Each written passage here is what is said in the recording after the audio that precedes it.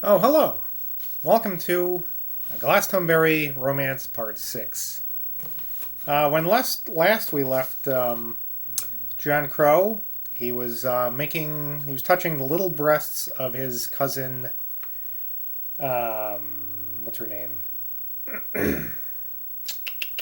I forget her name. Mary. So, we continue with Flagrant Delicte still in progress. Oh, by the way, I was going to look up a name, but I realized later that the name is actually a character in the book or from the world of the book, so couldn't find much out of them. He released her neck and ran his fingers through her brown, wavy hair. Mary always parted it in the middle and drew it back each way. Mary's forehead always seemed fullest just over each temple where there were little blue veins. Her nose was rather long and very straight, but it had wide, flexible nostrils, the nostrils of an animal who goes by scent. John's restless fingers now began feeling over all her features, one by one, as if he had been a blind old man and she his unseen guide. It gave him a queer sensation, like touching the exposed belly of some delicate fish or bird, when he felt the pulses of her eyes beating under her tight-closed eyelids. He and her were both of them blind now, by God, and they both of them felt blind, and in the blind arms of chance. When he came to her full lips and her rather large mouth, he hoped in his heart it would come upon her to bite his fingers. And she did. He drew his bitten fingers away and sucked at them dreamily. He struggled to his feet, and catching her under the shoulder blades, lifted her up. The feeling of her body in his hands excited his senses, but he only gave her one savage hug, pressing her fiercely against him, his long bony hands gripping the front of her thighs. Then he let her go with an abruptness that almost flung her on the grass. "It's time to see the fish if we're not going to miss the funeral," he said. They both picked up their sticks after that and went forward. John Crow had forgotten how separated from the farmhouse the mill pond was. He had just begun to feel those fears of dogs and angry farmers common to all tramps and gypsies. But he was to be spared any agitation of this kind. The mill stood by itself, and the face which had turned to the mill pond was vacant of windows. It was a queer blind face under its heavy East Anglican tiles. Mary and he soon found themselves leaning over the low stone parapet and staring into the huge deep pool. "It's the same, I remember. Their voices came simultaneously, and for one flash of a fragment of a second, something in them held a wind-blown taper to a scene lost and buried more than 20 years. But from the depth of John Crow's mind, another image suddenly mounted up in another memory. Tom Barter. It was more than once he had come here with Tom, a boy of his own age, the son of the squire of Diddington. But the episode came back now with an overwhelming rush. What a heap of information about fish and about fishing Tom had known. And he had got the boat up those shallows and past the dam too. Got it right into the big river, near Diddington Bridge. John became very silent now, staring at the water and thinking of Tom. It seemed very curious, looking back at that far-off day, that there should ever have been any boy so strong, so capable, so extraordinarily nice to have to him as Tom Barter had been. He and Tom were exactly the same age. What had become of him? "On one of those days," he announced now to Mary, "I came here with Tom Barter. Do you remember Tom, Mary? He was probably the best friend I shall ever have." Their four hands were pressed against the parapet, palms down, and their two heads were close together. Mary moved one of her hands a little till it just touched one of his. "Yeah, I think I do," she replied musingly. In her heart she said to herself, "I won't tell him now that I know him quite well, and that he's working for Cousin Philip at Glastonbury." I don't know why she wouldn't tell him that now. But maybe that's a plot point. "Oh, you don't remember him if you don't see him clearly," cried John emphatically. "Looking at that big one, Mary, look at him rising there. It was just that fish that brought him back to my mind. Directly I saw that big one I thought of Tom.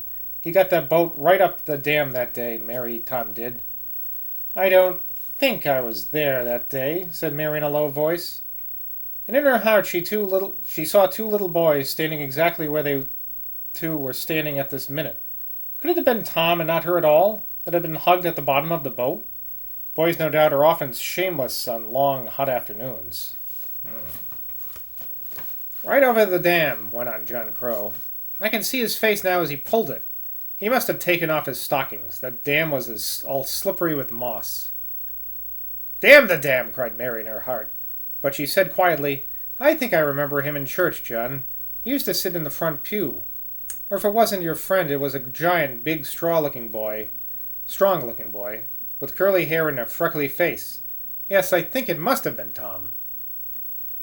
"Tom hasn't freckles," said John Crow with a faint touch of peevishness. There arose in his masculine brain an obscure annoyance with himself for having brought that boy into it at all. His vague thought, thus limned in the darkness, was that certain emotions were best kept separate. But this thought vanished as quickly as it came, and both the man and the woman instinctively dropped the subject.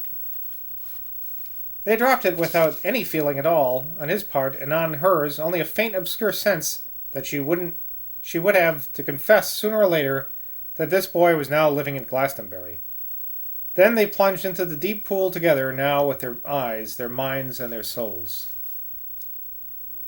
There are few mill ponds like Harold's in all Norfolk, and the sensation which these two returning natives got from looking into its depths was unforgettable by both of them.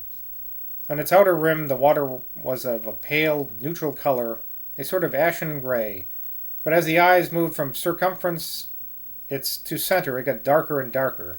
A faint bluish tinge mingled there with the gray, and there appeared a sort of mysterious luminosity, as if there had been a subterranean light at the bottom of the pool.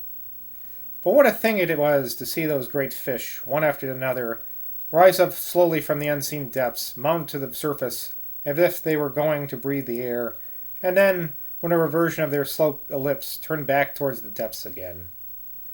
To the girl the sight was purely disinteresting, just objectively arresting like a flight of beautiful swallows. But to John, with his boyish memory of fishing rods and predatory pursuit, there was a spasm of possessiveness in it, intense, disturbing, provocative, erotic. The girl satisfied no sense but that of sight as she watched these mysterious water denizens, first subaqueous clouds, then vague darkness, their noble fish shapes rising up and sinking down, as if in the performance of some elaborate court ritual, the rules of which were as strict as in some water palaces of the Oceanides. But John's grosser nature was not so easily content.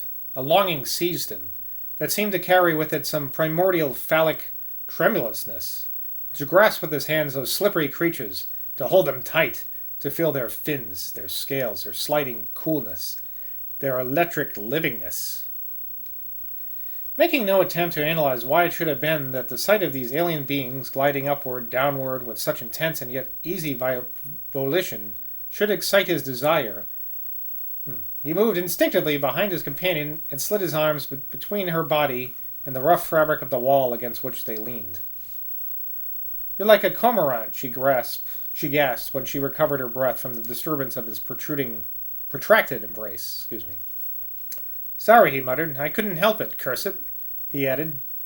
"We've got to go, my dear, and quickly, too. So say goodbye, Trout, or Chub, or whatever you are. I don't know what you are." He caught her hand and pulled her away, as if he feared she might transform herself into one of those cold, slippery fish shapes and vanish forever into the bluish-gray twilight. As he let her off, his last glance revealed a gleaming circle of ripples. "There's a rise," he murmured. "The only one we've seen. But we must hurry." I daren't look at my watch. The tolling of the bell in the flint tower of the high-roofed Northwold church did indeed begin before they reached the first house of the village. The wind had dropped considerably, and the strong sunshine, warming the bodies though all their clothes, combined with the motion of the rapid walk to throw them into a glow of delicious well-being. John felt so well satisfied with what life was offering him that his mind took a leap, unusual for him, into his practical future. "I'm going to ask Philip to give me a job in Glastonbury," he said. The girl found a secret vent for the rush of rapturous delight which this news brought to her by clutching the flapping edges of her frayed scarf and pulling them tightly around her neck. "I'm a companion to an old woman there called Femia Drew," she said eagerly. Her house is in what they call the Abbey House, so I can see the ruins from my bedroom." "You own your job to Philip, I suppose," said John. "I decided before I left the Rue Grimaud that I'd ask him for a job there myself. So my English life will begin side by side with your life." Her voice was decidedly strained as she asked her next question. "You're not married, are you, John?" The tolling of the bell in the Flint Tower fell upon them at this moment like a long, bony arm thrust out of a coffin. He uttered a sardonic chuckle. "If I were, my dear, you'd be a funny kind of Frenchwoman not to have tricked me out of better. She did buy me this tie." He pulled out the object referred to and flopped it between his finger and thumb as they hurried down the street. "No, I'm not married. And now I've got hold of you, I'm not likely to be." He cast a foxy glance at her out of the corner of his slanted eyelids. A look such as a thievish schoolboy, with a stolen plum in his finger, might throw upon the owner's daughter. "Unless you want to marry me." She gave him a dreamy, abstracted stare in answer, as though she had not heard his last words at all. Then she bit her lip with a little frown and turned away her head. When she looked at him again, her face had cleared. "How lucky that Philip got the idea of bringing me here, John. I don't believe you'd have thought of Glastonbury if we hadn't met." They had now reached the entrance of the churchyard, and they found that they had to push their way through a crowd of villagers to get through the narrow gate. They made their way to where two clergymen were standing about a hole in the ground. The white surplices these wore fluttered a little in the wind, displaying in intervals the black trousers underneath. In front of these white figures, on the other side of the hole, all the relations were mutely assembled, the men in a sort of discreet trance, shamefacedly holding their hats, over which their heads were bowed. The women, much more self-possessed, throwing quite quick little glances here and there, and fidgeting with the umbrellas, prayer books, and handkerchiefs, which they held in their black-gloved hands. John and Mary advanced instinctively to the side of Miss Elizabeth Crowe, who was the only one of the whole company to be showing any deep emotion. She was sobbing bitterly, and she held both hands, bare and empty, pressed against her face. Well, let's read a little bit more. Quickly enough, however, when Mary reached her side, she realized who it was, and removing her hand from her face, gave her, through her falling tears and the convulsed twitching of her rugged cheeks, a sympathetic and humorous smile. Those were the only tears. That was the only smile evoked from any human skulls at the funeral of William Crowe. This stalwart, stout lady, now so sturdily wiping away her tears with the back of one of her plump hands, was indeed, according to that queer destiny which the man in the New Inn had discoursed upon, the only child of the dead man left alive. All the rest of the company were grandchildren, or they were county neighbors. "She treated him pretty bad its lifetime," murmured one of the village onlookers. "'Tis too late to make a hullabaloo, now the poor man's dead." The service had begun some while before John and Mary appeared upon the scene, so it was not very long before it was all over and the company trooping back to the rectory. This was as easy processing for the simple reason that at the side of the churchyard opposite to the public entrance there was a private door leading into a portion of the rectory garden, and not only so, but into that very portion of it, a walled-in courtyard which surrounded the front entrance to the house. I'll leave it at that, where they're entering the rectory after the funeral. Leave your comments below, if nobody has yet, but, well, a couple people have, but curious about this fish penis analogy going on with John Crowe, where he wanted to grab the penis-like fish out of some kind of erotic fervor. We'll see if that goes anywhere. And why is Mary keeping his childhood friend from him? I mean, obviously he's going to run into this person sooner or later. Why the big secret? Very intriguing. Lots going on. in Glastonbury Romance. See you next time. Cheers.